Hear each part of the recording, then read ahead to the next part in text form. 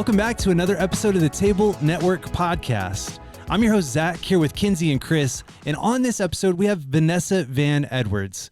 We're going to talk about being a recovering awkward person, resting walrus face, and networking for introverts. You're not going to want to miss this. Vanessa, thank you for being on here. Oh, thanks so much for having me. You're an author, creator of Science of People, and a future DCX speaker. I'm super excited to go on this journey with you. And then I've been watching your stuff on YouTube, and I feel like you just speak to me as an introvert who hosts a networking event and somebody who's constantly trying to like tame his face in order to not be off-putting and unify with others. Yeah. I need the work that you're doing. Wonderful. Your Thank face you. looks wonderful. He literally trimmed up his mustache because he felt like his smile wasn't showing enough. So 100%. There you go. I had a walrus mustache yesterday, and I felt like it looked like I was always frowning. And so, yeah. Just resting walrus face. Exactly. Oh, yeah. I'm going to start calling you that. And so I love your work. For the people that haven't experienced that yet, could you just give us a quick introduction to who you are and all the things that you are doing? Well, you did a very kind introduction just then, but the most important thing to know is I'm a recovering awkward person. So people skills just never came naturally to me, and I thought I missed the boat. I thought you were either born charismatic or you weren't. And my life changed when I realized that you could learn to be charismatic and you could learn to be authentically charismatic. So I'm a recovering awkward person. I study how people work, and I use the latest research to try to make communication changes, behavior changes to better understand people. Dang. I feel like I can relate to that. The recovering awkward person is so good. You get into those awkward small talk situations and you're like, I have no idea how to keep this conversation going, and I have no idea how to exit this conversation. So now what? Where you're like physically present, but mentally somewhere totally. Yes. Yeah. And those are like micro social skills. Like what I think I didn't realize for so long is I thought you were either like socially inept or socially apt. I don't know if that's, I don't know the opposite of that, right? You're either like socially you got it or socially you don't. What I realize is actually when you think about being charismatic or being memorable or having a presence, there are actually many micro social skills. So yes, there are people who are charismatic, but learning how to exit a conversation, that is a micro skill. Learning how to not have an awkward handshake or hug, micro skill. Learning how to quickly read a room, micro skill. For leaders, especially, leaders are exceptionally good at lots of mini micro skills. They're good at quickly building rapport. They're good at quickly reading intention. They're good at setting people up for success. They're good at even the smallest things like giving a really good introduction or having a strong vocal power or giving a really good handshake or making eye contact so the other person feels like they're the only person in the room. Those are a series of micro skills that can all be learned. That's what's amazing. They're all learnable. It's so interesting. So we talk a lot about the difference between soft skills and hard skills. And so like those soft skills are like those things you're naturally just like you exudes, and then hard skills are like those things that you learn. And it kind of sounds like there's like a little bit of both in a lot of these like social skills. Like you have to have some of it is natural, but then some of it can be learned. And so it sounds like an interesting bridge between those two. It's funny, I hadn't thought about that way, which I think. And what you could add is, so I think about hard skills like academic skills, hard skills are technical skills, math, science, they're formulaic. I loved hard skills because I knew what to do, right? I love a formula. I'm also a little bit of a perfectionist, shouldn't surprise anyone. So I'm like, I don't want to make a mistake. I want the formula. And I always thought, hard skills are totally different than soft skills in that there are no formula for people. There are no like predictable things that you can look at with people. But actually what the research looks at is what are the predictable behaviors? And so my goal is to add hard skill metrics, formula, blueprints, maps to soft skills. So yes, there can be a conversation blueprint. Yes, there can be a formula for charisma. In that way, that's, I think, how we get confidence. I'm not naturally confident. I have a lot of imposter syndrome and social anxiety. When I was younger, I used to break out in hives on my arms, which did not make me very cool. Definitely compounded my social anxiety. And so people would say things like, be yourself. Or like, be more confident, or Uh-huh. just smile more. And I'd like, what? Like those Yeah. skills didn't mean anything to me. So the only way that I had to be more confident, and for my students who are also high achieving, recovering awkward people, and those are all my students, is the back door into confidence is being able to have a plan. Having a plan for your conversation, having very specific intentions and very specific ways to execute on that plan socially. Just like we have business plans and marketing plans, we can have social plans too. Hmm. Dang, that's so That's so interesting. good. I think the reality for a lot of us too is we sit in sometimes this space of I know people have said for years, man, like your energy when you walk into a room, or larger than life, and some of these intangible components of who we are, which I can't really understand necessarily consciously. They stem from this like intuitive ability that I might have to read a room, or to understand like how to read social cues, and understand like how somebody may be shrinking away or dominating a conversation. And I just think it's amazing how you're able to take those things and make them learnable, because Mhm. it feels unlearnable. Whether you don't have it, or sometimes even if you kind of maybe perceive you do, like I don't even understand how I know these things, but I can still be a student of them to apply them in ways that I really don't even understand, like how other people see the world. And so for me to learn them, even in how I engage others and bring that out, that's absolutely amazing. It's so interesting, Chris, because so I think that there's three buckets of people, and anyone who's listening, kind of think of where you are. So I think, Chris, you are my goal-oriented extrovert. Mm. So these are people who naturally have social abilities. You don't know why you can click with people. You don't know why you're charismatic, or even how to like channel it or harness it, but you've found success with people, and people have told you you're successful. For my goal-oriented extroverts, you have a superpower. We have to learn how to channel it, right? Hmm. You are very good with people, which means if you just honed it a little bit, like added a little bit of gasoline to the fire, you're going to take over the world, right? You can achieve all your goals. Yeah. He's working on it. Yeah. You're already doing it. You don't need to work on it. Well, no, it's becoming a student of it, and not even knowing that it's something that you can learn. It's And just I home. love it. Yeah, and home. Yes. That's the first group. I'm not that. I'm not an extrovert. I don't think you. Just Chris is our extrovert, right? Yeah. Yeah. Okay. So the next group is ambitious ambiverts. So ambiverts, actually, most people are not traditional extroverts or introverts. Most people fall in the middle. An ambivert is someone who can adopt some extroverted qualities, and they have certain people and places where they have lots of social energy, but they need a lot of time to recharge. And they have just as many people and places that drain them, where they feel like, what am I doing here? I don't know how to be. And so for ambiverts, so I'm an ambitious ambivert, where in learning situations, classrooms, lectures, conferences, workspaces, yes, I feel a lot of social energy. I love to connect with people about business. I love talking about entrepreneurship. Great. Loud bars, clubs, parties, where a lot of cool people are, want to go in the bathroom and hide. Lose my charisma. Like my social energy is just like, can I go home and wear pajamas and watch Netflix? Like that's where I go. So I have to manage my social energy. That's ambitious ambiverts. They have some social skill already, but they have to learn how to manage that social energy well and know what drains them and what refuels them. Okay. The last group, my favorite, are my adventurous introverts. So my adventurous introverts, they really want to be with people, but it's not necessarily where they thrive. It's not where they get their social energy, but they know that it's important. They have a lot of ambitions. They have a lot of big goals. And so they know, okay, I know that I have certain goals in my life with my company or leading a team. I have to learn these skills to get my other goals.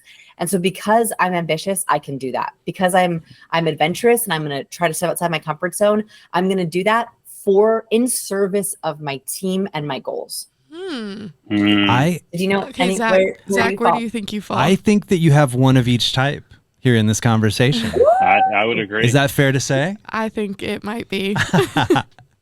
So would you say, are you saying you're the middle one, the ambivert? Ambivert. Ambivert. Okay, Yes, that's 100%. I feel like you read my mail. Okay, and then Well, I'm it's the true because ambitious introvert. you and I will look at Zach sometimes in social situations and think, what happened? Yes. In other settings, he's like, Zach. And then in this other, we're like, what happened to him? We're the same. That's Yes. the same. My husband sometimes is like, where did you go? Until your social skills. So we just have to know our areas. Like I know where I am, I don't even want to say weak. I'm just not myself. Mm-hmm. Where I just don't feel like I'm myself. And I only want to be with people and in places where I can feel authentically myself, because I don't believe in fake it till you make it. Mm-hmm. I know that a big phrase for a long time, and I just don't believe it. I think you have to figure out where you are naturally and what you're good at naturally to be able to get to your goals. Yeah.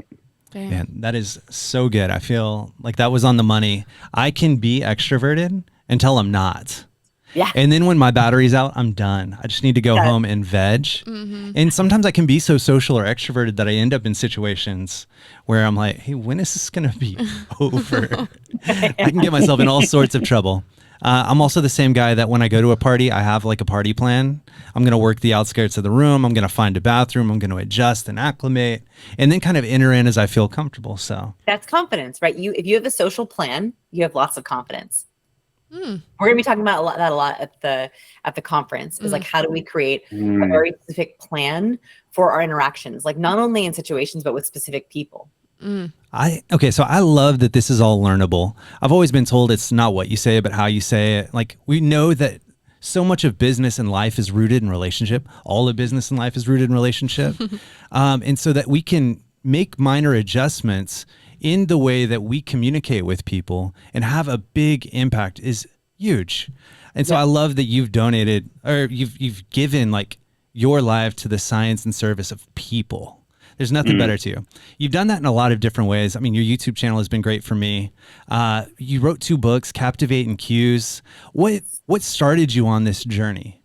Yes. Okay. So I always share this study as sort of my origin study, my origin story. Yes. Because it was a moment where things clicked for me. So here's the study. Are you ready? Okay. So it's a very clever experiment. Researchers had participants come into their lab and they split them up into 2 different groups. The first group, they put on sweat pads. So they put sweat pads underneath their arms and on their body where they sweat, and they had them run on the treadmill. They were collecting the sweat from these runners. The second group put on the same sweatsuits where they had to catch their sweat, and they had them skydive for the first time. Okay? And they collected their sweat. So they had these 2 different collections of sweat: runner sweat, not nervous, and skydiving sweat, very, very nervous. They took these samples and they had unsuspecting participants. I hope they paid these participants well in this experiment. Smell those 2 different kinds of sweat in a brain scanner in an MRI machine. What they found is that even though the participants had no idea what they were smelling, when they smelled the fear sweat, the skydiving sweat, their own fear area of their brain activated. So in other words, they caught them, even though they didn't even know what they were smelling. For me, this is why I don't believe in fake it till you make it. Because I think that if our social cues, our emotions are contagious, we have to find a way to get ourselves confident first before we walk into the room, which means learning about people, knowing how to read body language, knowing how we want to show up, having a conversation plan, being socially intentional. I think when we talk about leaders who are highly charismatic, what we're talking about is they are positively contagious. They hop on the phone, they get on a video call, we hear them on a podcast, they walk into the room and we think, wow, they are so confident and I'm catching it. They are so warm and I'm catching it. In other words, leaders infect people with emotions and feelings that make them feel good. And that's, I think, what we have to go out into the world doing. Yeah. Dang. Wow, I love that. Needs more of that. For sure. Well, and I remember I was watching a video or reading. The opposite is true also, right? We know when there's a person in the room who's just down and out, and that is contagious. And we notice that, and then we start to emulate that. And so what is it that we want others to emulate? I think that's a powerful challenge. So it was interesting because you asked about the books. what was sort of the origin there was, first, I was like, wow, okay, we're contagious. We have to have a plan. So my first book, Captivate, is much more about that plan. What's your first impression going to be? What does confidence look like from a social perspective? And then it's organized as the first 5 minutes, the first 5 hours, and the first 5 days. In other words, what can you do in the first 5 minutes of an interaction to be more contagious, the first 5 hours, and the first 5 days, like the longer relationships? Whereas the follow-up I got from that book was, what are the cues, right? Like not only the plan, but like what happens in the room. So cues, my second book, is actually more of like a dictionary or a glossary of the 98 cues that humans send to each other. Wow. What are the cues that we're sending back and forth? How do we decode the cues being sent to us? And then how do we encode that sending social signals to others? So that's sort of been the evolution of like trying to figure out how we break that down. That science is interesting, but how do we break it down into action steps? I love that. Trying to make it super practical for people in a way that, yeah, you can go and do something different tomorrow instead of like, oh, I'm socially awkward. Great. Now what? And just making it more tangible in those steps is interesting too. I know our audience is very aware of the theme that we're working through this year, which is the fight for unity, and having you come and speak at the conference in October, and just thinking through like every conversation is this really fight for unity to make sure we all understand what the other person is actually saying, what they mean.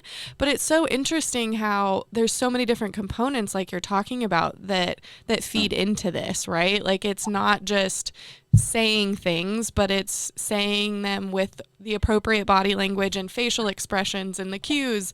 And so I'm just curious, like, what do you feel like is the most, or like advice you could give to somebody who is trying to show up in a conversation in a way that can be like truly heard by people? What is like one tweak or something they could do to make sure that they could show up best in that conversation?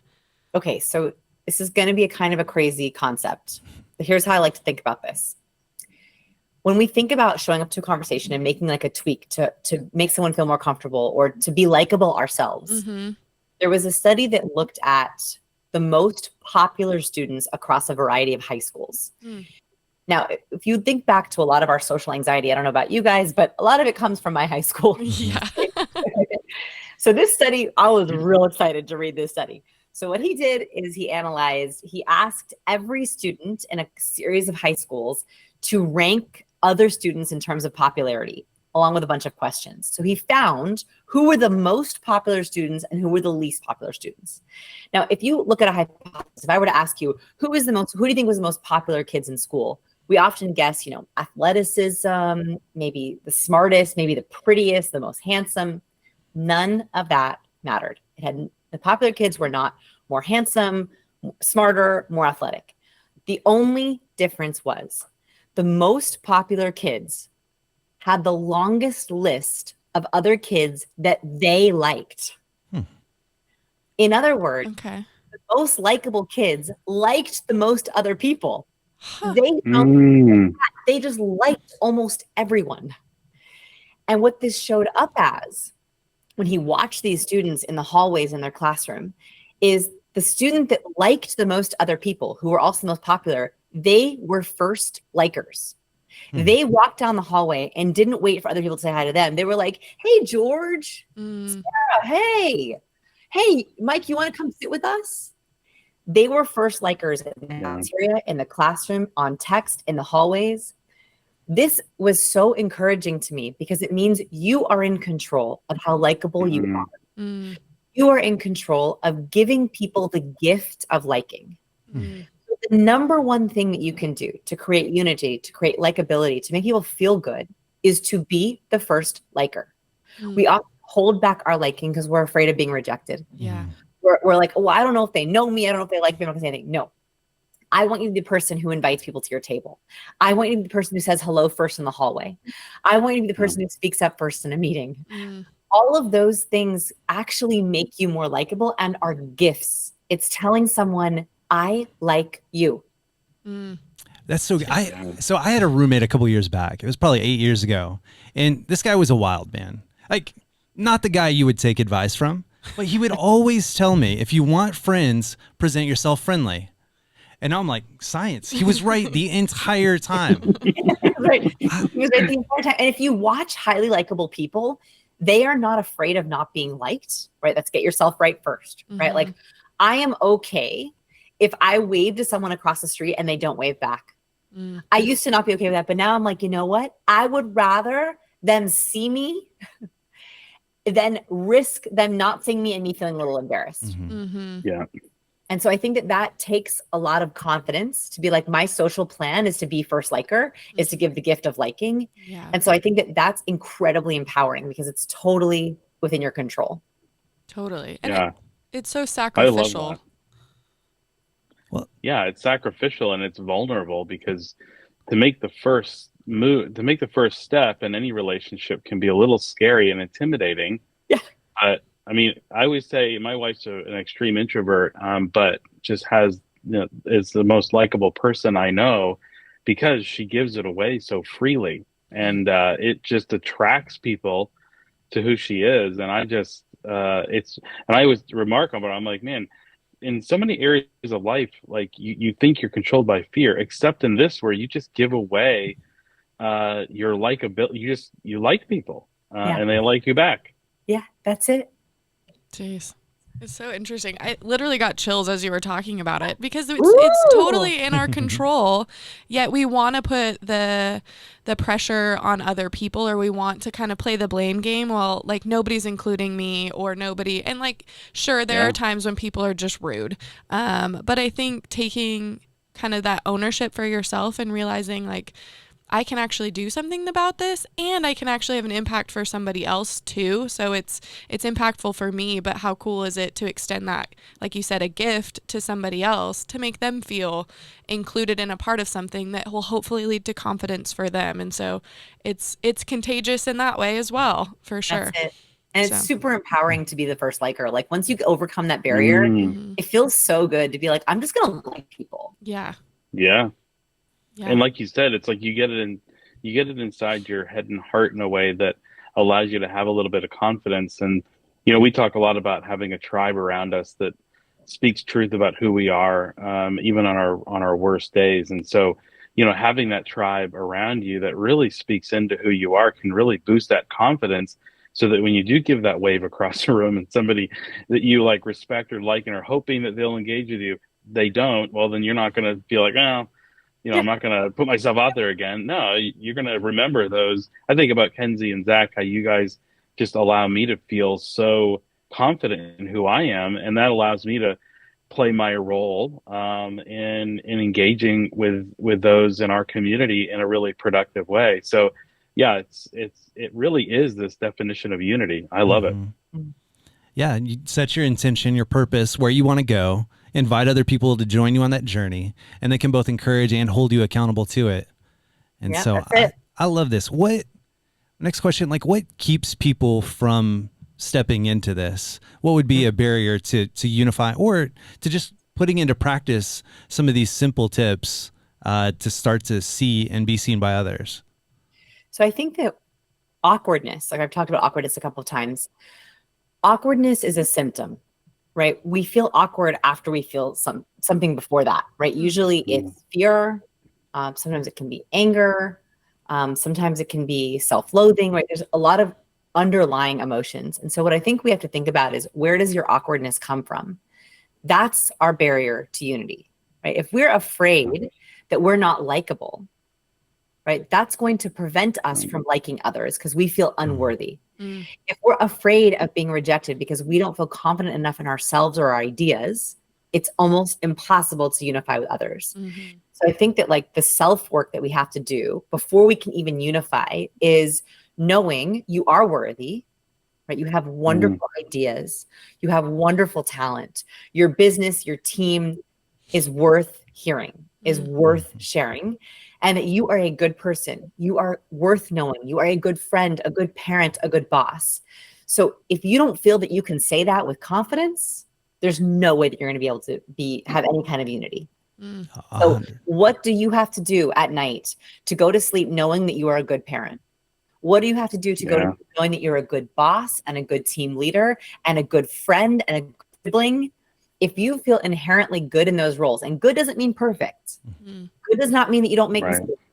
Like good means you are trying your best and your intention is to spread goodness. That's my definition of good. Yeah. So if your intentions are there and you're doing your best, then I think we can go out and be liking and give the gift of first liking and try to have a social connection. So it's like getting that place where you feel good going to bed at night. And that's not necessarily every day, but if you can get that on most days, I think that we can then open our hearts up to being able to connect. Yeah. That is so good. I feel like we could sit and chat about this for hours. I was like, I kind of feel like this podcast will be kind of a coaching session for us on like how to be even better. I do have like one kind of final question. So like we were talking about before, we do run a networking event here in Austin. We have multiple locations. And as that continues to grow and expand, I want to make sure it's super inclusive for anybody who's coming for the first time, right? Like we really want to build community for people. And so once they've been a couple of times, we can see that start to form. But I think I would love to hear like what's one piece of advice you could give us for how to make the initial entering into a room for somebody who's brand new. How can we as like the hosts make them feel as comfortable as possible being in a new place? Great. Well, first of all, just that you have that intention is, I think, so amazing. The first thing is for your introverts, you want to allow them to prepare ahead of time. So what I like to do in invites to introverts is I will say, here's the event. We're going to be doing an icebreaker and a couple conversation starters. Here's what they are if you want to think of some witty answers ahead of time. If not, surprise us, right? Yep. So you're like allowing your introverts to prepare for what's coming so they can set their social intention. Remember, they're adventurous introverts, right? Like that's the bucket that we're going after. So we're trying to be like, we know this is an adventure. Here's how you can prepare. Yep. Then when they actually come, I think that having some loose structure in networking events is critical for your ambiverts and your introverts. It's also helpful for your extroverts because it allows them to harness their superpowers too. Like if they know what's coming, they're great openers, right? Yeah. So it's okay. We're going to have a little bit of structure. I highly recommend having a conversation starter right when people walk in that they put on their name tag. So on their name tag, they put their name, and then underneath it's some sort of thing that someone can ask them about. A pet project, a personal passion, your favorite weird fact, and they put one or two words on their name tag. That way, when someone's walking around, introvert can be like, I don't know what to say. I'll just say, oh, whoa, chainsaws. That's weird. Tell me about that. Like, do you know what I mean? Like that was on my name tag at my last networking event that I went to, and it's great because it's like introverts have something to talk about that's not. So what do you do? Yeah.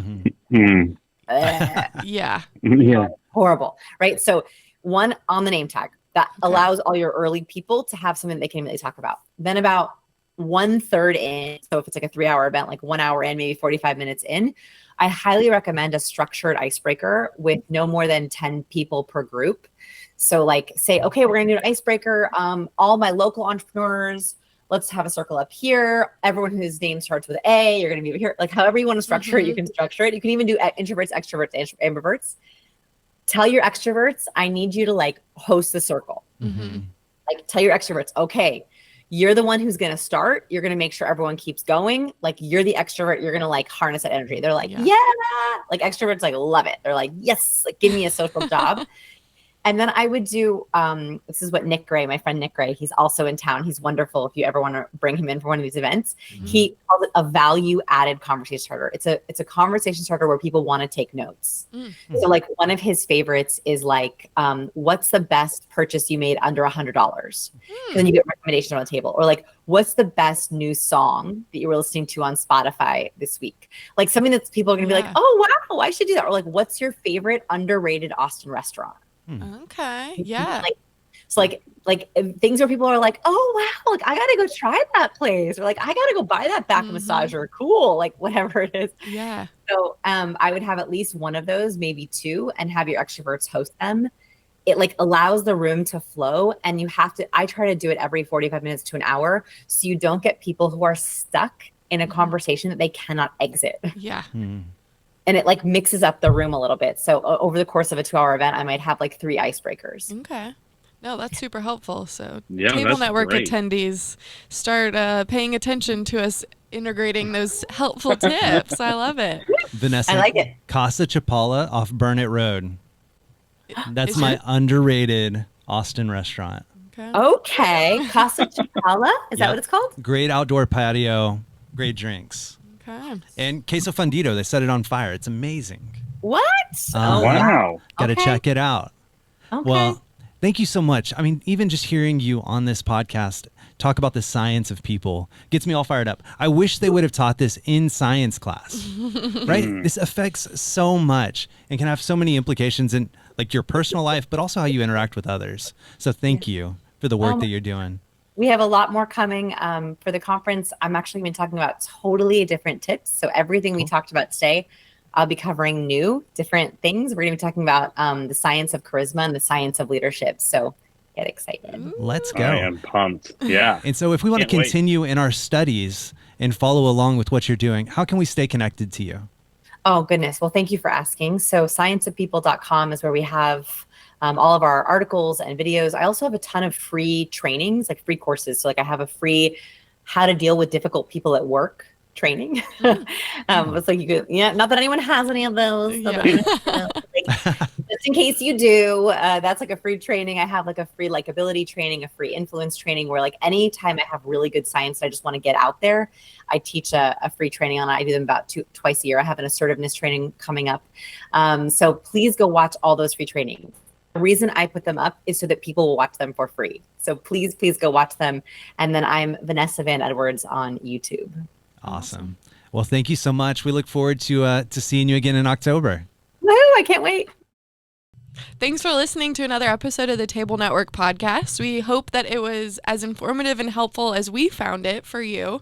As recovering awkward people. As recovering awkward people, and finding out that I am an ambitious introvert, which I felt like spoke deeply to my heart. And you learned that I'm an ambivert. Exactly, and it all makes sense. So much good stuff in this podcast.